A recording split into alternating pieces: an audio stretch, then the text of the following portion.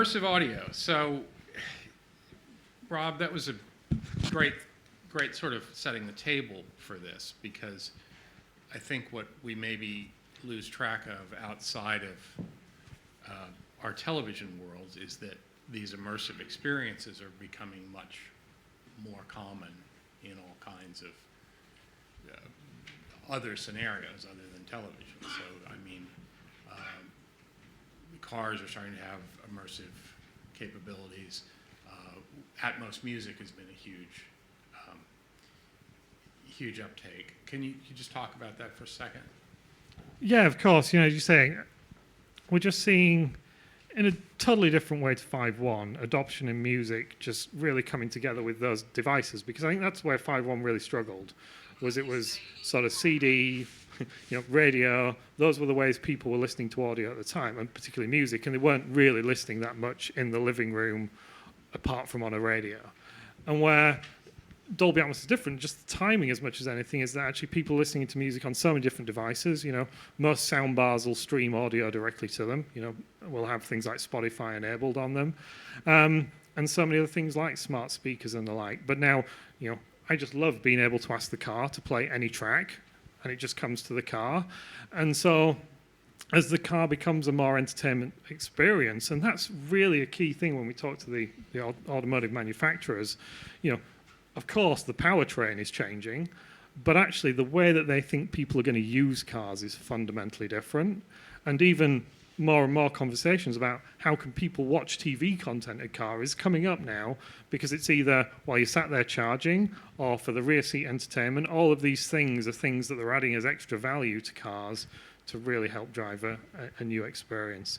So I think all of these will sort of play off each other, and it's definitely, if we think about it, the first devices that supported Dolby Atmos music or enabled that were really driven by TV content, because there was more TV content, more Blu-ray content out there. So things like some of the smart speakers, Amazon Echo, for example, one of their use cases was you buy two, put them either side of your TV. So they complement each other, but just the momentum is just there for immersive audio as a whole. Well, the other thing, and we were talking about this, Renato, the other day, we have more virtualization of surround experiences. And we look at the different ways that you can have a virtualized surround experience. Talk about that for a little bit, and we look at Ambeo or other solutions which virtualize over stereo. We see that in devices. Yeah.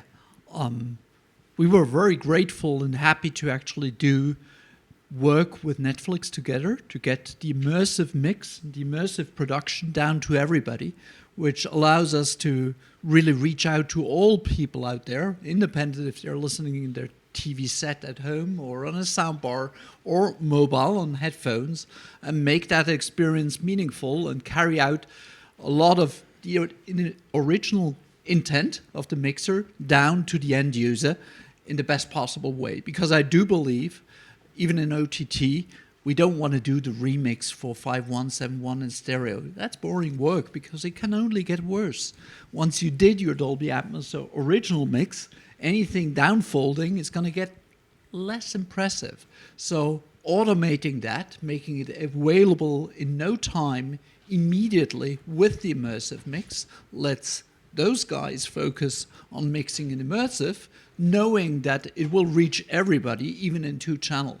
And I think that's a good use of virtualization technology, because it just takes the original intent to a larger crowd.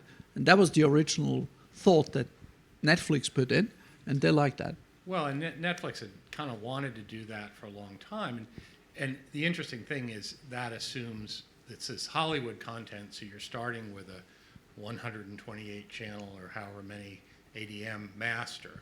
So it's inherently a Atmos mix. In live TV, this is a little trickier because we're starting with linear channels, but sort of Ambeo in that setting kind of assumes that you're starting with a 514 mix. Correct.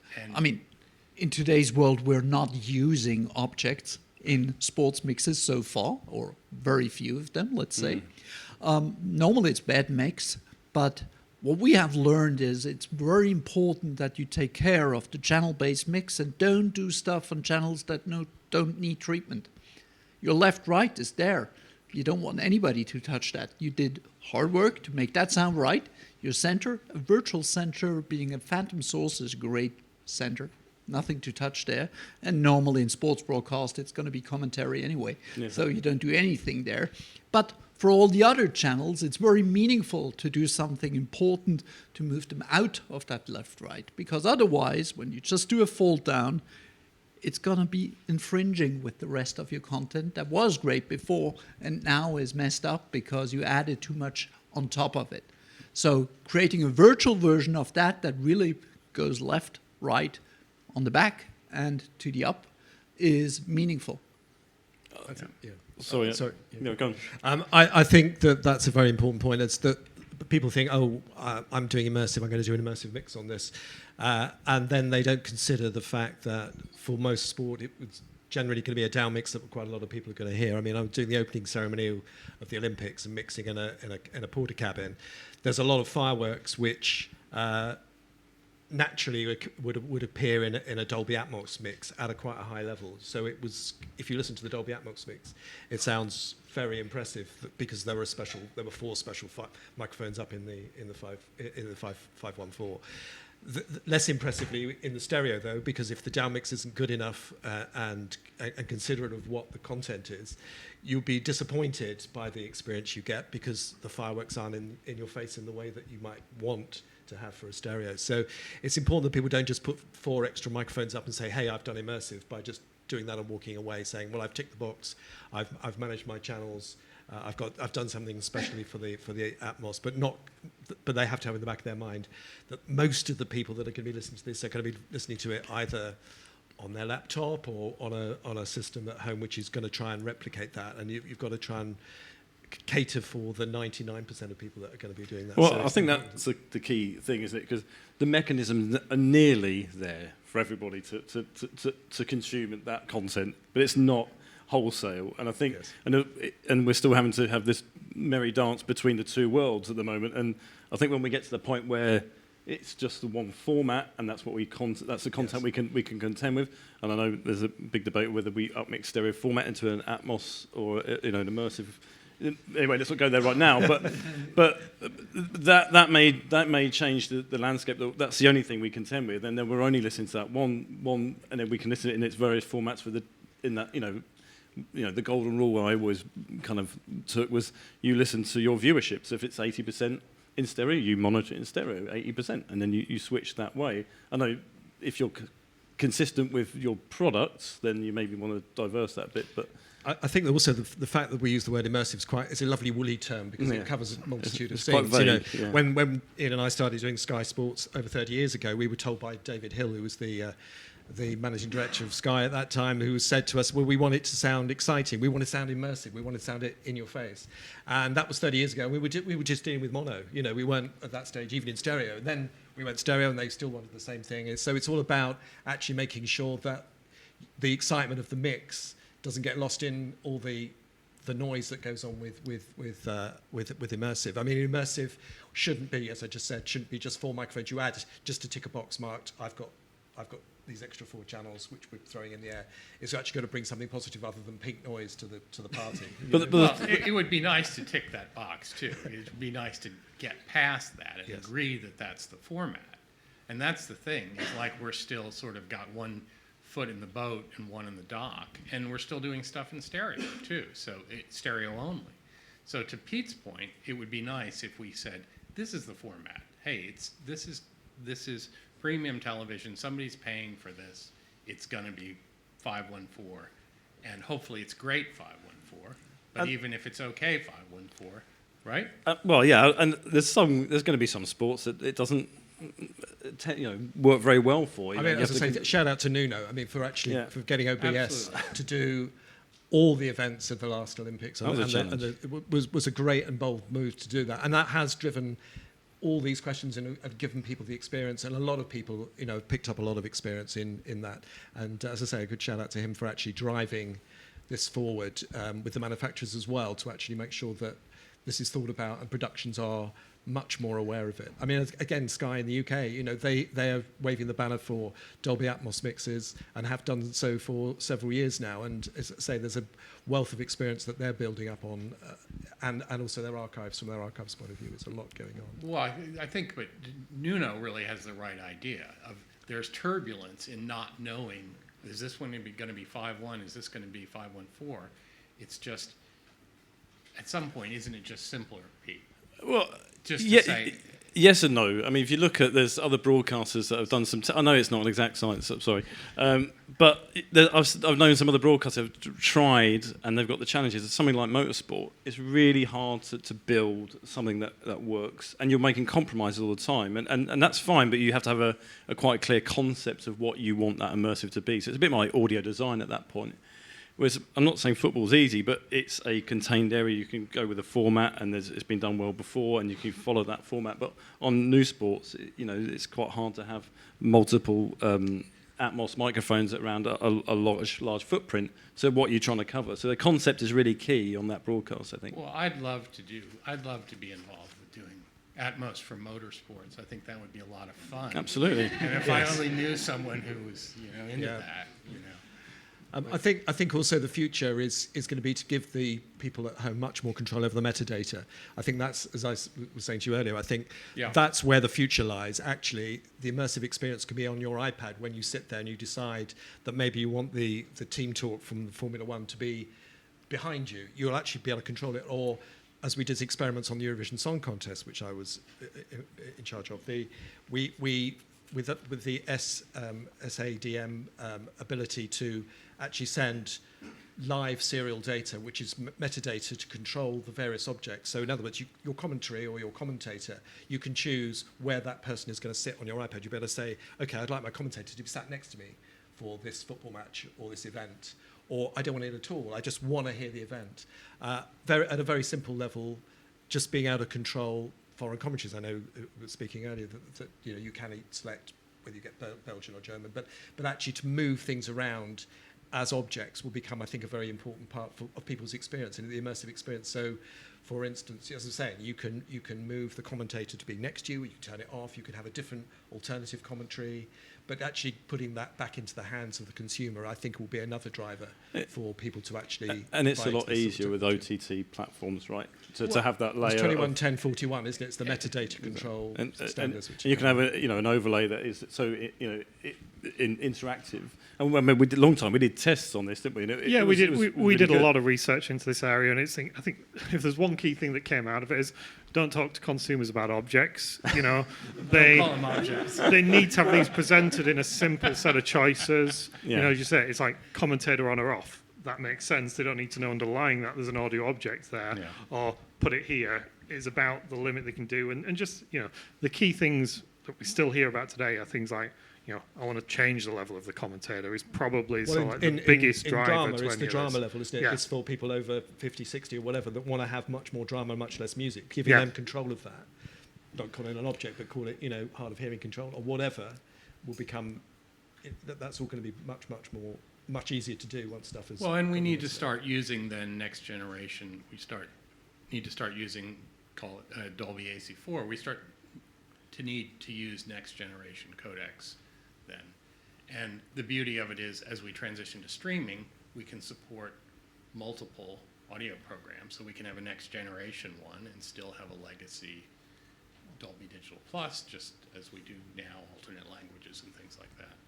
Yeah, that flexibility that streaming has to just deliver what the device can handle just makes upgrading so much easier and more flexible than it ever has been.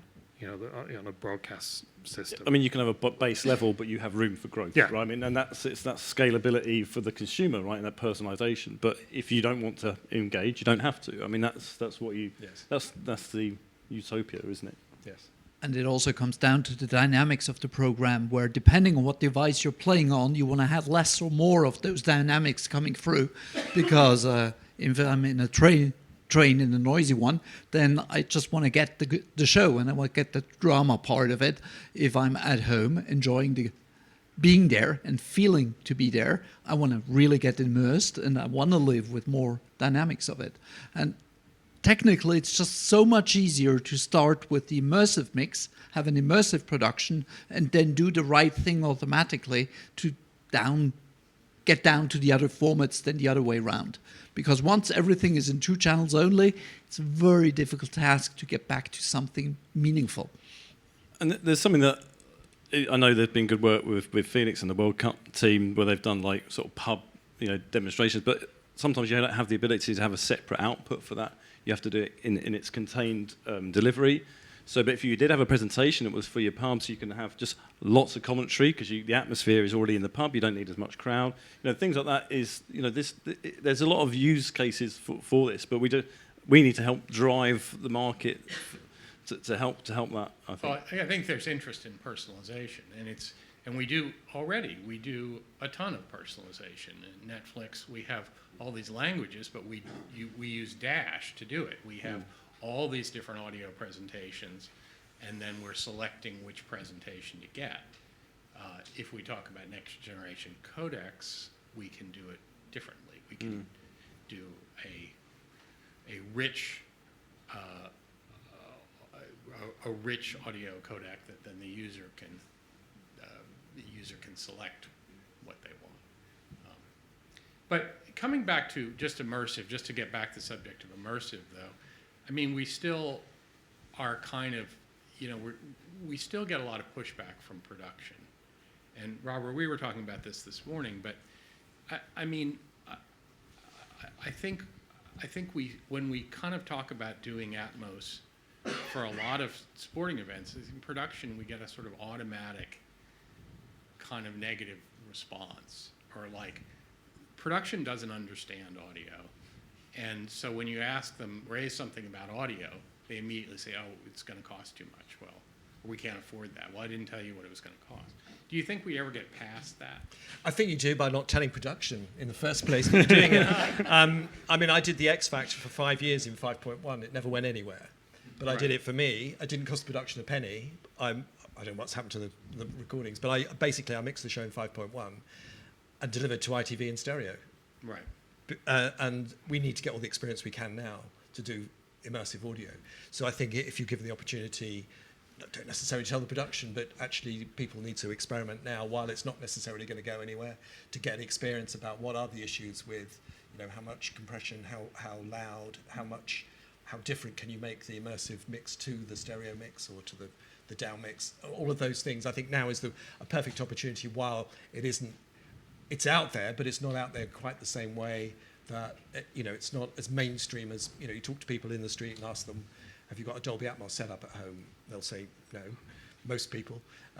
But if you ask them if they've got Apple earbuds listening to Apple Music and they've got the immersive down mix, which is effectively a binaural down mix, they'll say, oh yeah, I love all that. So there's a lot of confusion in the marketplace as to what it is and what immersive should be, and I think now is a great time that we can still experiment with what we've got. And the hardware is now you've got 5.1 or even Atmos buses or immersive buses, right? So that's a game changer because it's you don't have to contend with hardware supports it. Absolutely, and that means you don't have to maybe make 2 things. You can make 1 thing and you can monitor it well. You can build it well. The same configuration is for that show, more or less for that show, but you've just got different content in different places.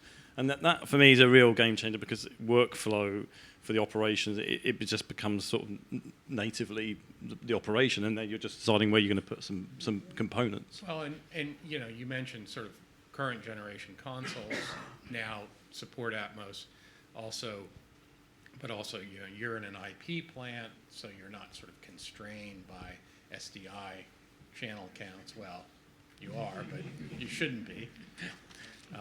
I mean, you say that the sound desks support Atmos. Yeah, but barely. Yeah. We're still, there's still a long way to go from desk manufacturers to actually. Sorry about this.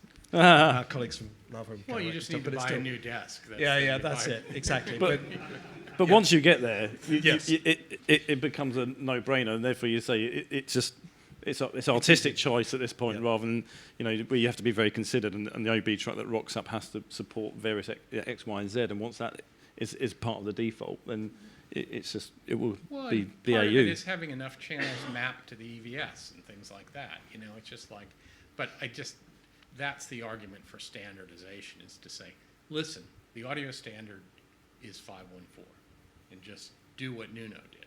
You know, is just like pull the Band-Aid off and just say this is what's going to be. Yeah, I think if there's two real stepping stones there, the first is a 514 mix. And as you say, Nuno was just great and just saying, right, it's everything. You know, might not be ideal for everything, but we only get experience by doing it on everything and thinking through the sound design for each of those different sports. And to do it for that range of sport in a single event is really sort of like eye-opening in many ways. But then I think the next thing is just really thinking about the commentary, the dialogue side of it, because that's the next key stepping stone. Yes, we can all talk about other things you could do with it in time, but those are the two key things: getting that core 3D immersive mix, and then thinking about the dialogue use cases and the commentary, because I think those really open up a lot of flexibility going forward. And as you say, there'll always be enhancements about how we get that to consumers. You know, we, as with many other companies, Sennheiser amongst them, are really about how do we make sure that this great content is reproduced as closely as possible. And in some cases, that's not as close as we want it to be yet. You know, like the headphone experience, we continue to innovate on better binauralization, but it's a lot better than the standard stereo that you're getting on headphones today. And so there'll continue to be that iteration, but without the supply of content, these two have to come together. But as you say, it's great to see on the content side, it's becoming so much easier and cheaper overall because more and more the kit supports it. And, you know, let's face it, everybody in this room has heard a story about you can't buy that because it's too expensive, when really what somebody means is you can't buy that because we spent the money on a new camera for £100,000. Right, yeah. So it's like, you know, that's audio for it. And to Robert's point, Well, and we need audio, to be, everybody's been innovative with very little money, and actually a few extra microphones. You know, even with a 5.1 console, you can get it out of an extra bus, then you can get this going pretty easily. well, the other thing there too is there are more ways the consumer can consume it, and sound bars are becoming super common, but also now, you know, you mentioned the Sky Glass, and I guess then there's the next generation Sky Glass coming. The Atmos integrated into TVs with up-firing speakers, that's really a game changer too. Yeah, I think just you know, for a while, the TV and the set-top box lost a bit of its focus as the center of the home, you know, with things like Chromecast and Fire TV sticks and all these things, because it was like, well, actually, people have a legacy TV that isn't smart, they need to add that capability. And we're just seeing less and less external devices needing to be connected to TVs, because the smart TV functionality is coming in, the set-top box is owning, again, the center of the living room.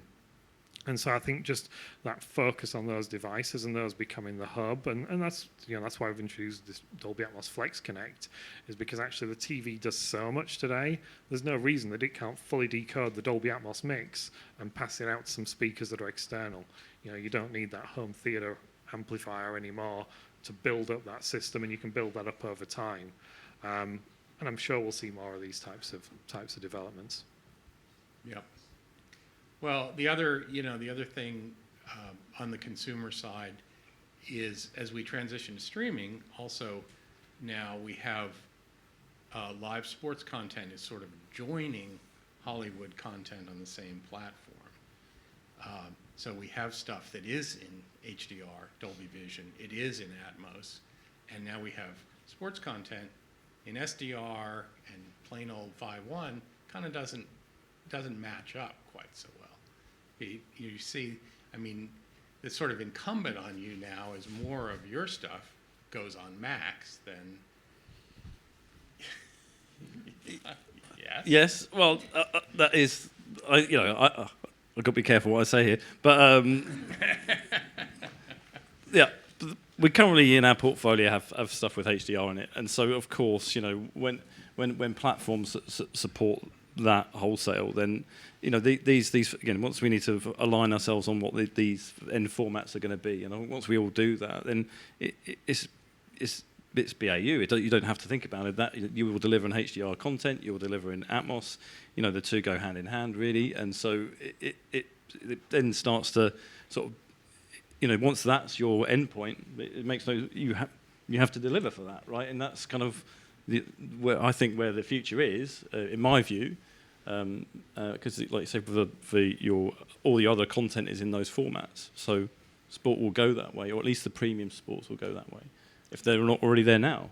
But it's kind of making that, we've got lots of linear broadcasting, requirements and deliveries, as well as, we haven't got to that, what's the word, OTT only delivery yet, have we? And once we get to that, then I think it will be a lot neater for everybody. This is going to happen faster. Of course it is, yeah. But for those customers that actually listen to content and watch content on OTT, they expect a certain quality because they're used to that certain quality, and they will just expect the live sports to be as great in its sound as any file-driven workflow and they're flicking delivered between before. the two, right? Exactly. So Completely. you really need to find ways to get to that level, and that, in my view, includes automating part of your daily work, because there's no way you can go and do a sports production in 514, in 5.1 and stereo simultaneously, monitoring all that and do a great job. And those that can afford to have 3 of you guys sitting next to each other doing one each are limited, let's be honest. Absolutely.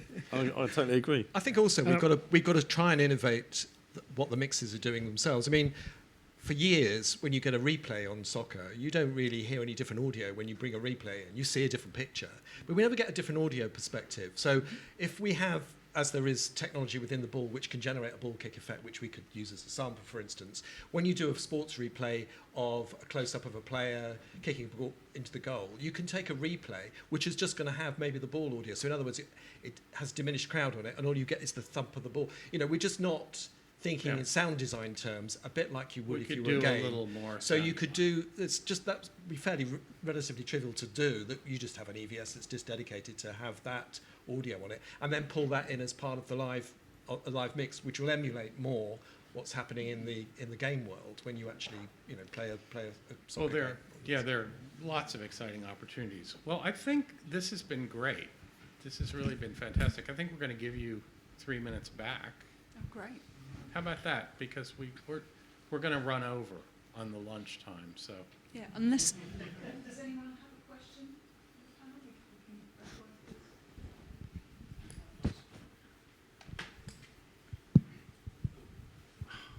Mark, it had to be you. I'm sorry. Talking about objects, so Rob and Robert, we spoke earlier, briefly outside. So when we at Sky started with Atmos 5-7 years ago, whenever it was, in a year's time we were told we were going to have some device so the home person can play with the objects and do that. That was quite a while ago. Now, Where is it? Well, exactly. I can't see at the moment the purpose of an object for a Sky Sports customer. So what's the roadmap, if there is one? So I think there's a couple of parts to that, and there's definitely a conversation to have with your playback team as well in regards to when products will come out with more control in that sense. Obviously at Sky you have an end-to-end control of all of this that not a lot of companies do. But as you say, some things don't move as quick as certainly I would like. Absolutely, I love many of these experiences that we talk about, but we just constantly hear more and more about dialogue clarity and control over voice levels and dialogue levels, and Dolby SE4, it can support that and is in many more devices out there, and it really is around more choices now for operators and broadcasters to choose when they're controlling the playback side as to whether they make that available at this point. So I think definitely something we want to see more of, definitely something that is just becoming more and more important to so many different people, and people are just getting more and more used to choices. And so I think it will come. Would I have loved it to come 5 years ago? Obviously, everything was disrupted for a few years within that. But in that meantime, a lot more Dolby AC4 decoders have been deployed into TVs and the likes devices. So I'm sure it'll get there. I'm sure there's a need for it to get there for so many people that it will be one of the innovations that will come. But unfortunately, not as quick as I would like. Do you think it's like one broadcaster away from, if they adopt it and do it well, then other people follow, and we haven't had that yet. Sorry, Roger. Well, Seems yeah, to I'll want to come in answer. there, so I'll- It's enabled by streaming, right? Because if you're streaming, then you can have an AC4 as just one of the options, right? That automatically selects. So I think one streamer, big streamer, may do it.